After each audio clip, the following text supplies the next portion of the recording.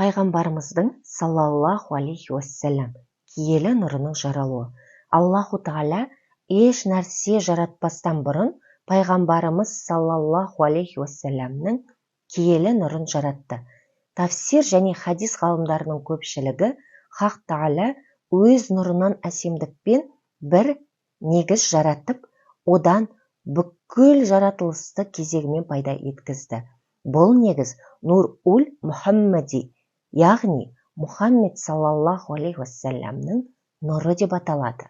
Барлық рух пен дененің бастауы, шығу көзі осы негіз болып табылады деп хабар берген. Жәбир мен Абдулла бір күні: «Я Расулалла, Аллаху Тағала ең әуелі нені жаратты?» деп сұрағанда, бәрінен бұрын сенің пайғамбарыңның, яғни менің нұрымды өз нұрынан жаратты.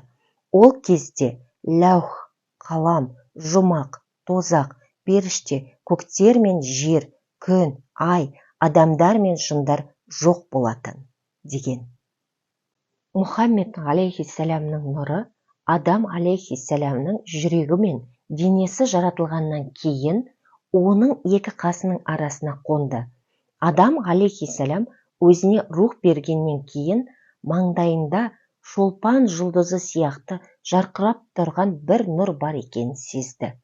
Адам алейхиссаламның жаратылған кезде Хақ Тағала оған: «Ей, Абу Мұхаммад, яғни Мұхаммадтың әкесі» деген жүрекпен түсініп, «Я Раббым, маған неге Абу Мұхаммад дедің?» деп сұрағанда, «Ей Адам, басыңды көтер» деді. Адам алейхиссалам басын көтеріп қараған кезде Арши А'ляда пайғамбарымыз саллаллаху алейхи уассаламның нұрдан жазылған Ахмад деген есімін көреді. Сонда «Я Раббым, бұл кім?» деп сұрайды. Сонда Аллаху Тағала: «Бұл сенің тегіңнен шығатын бір пайғамбар.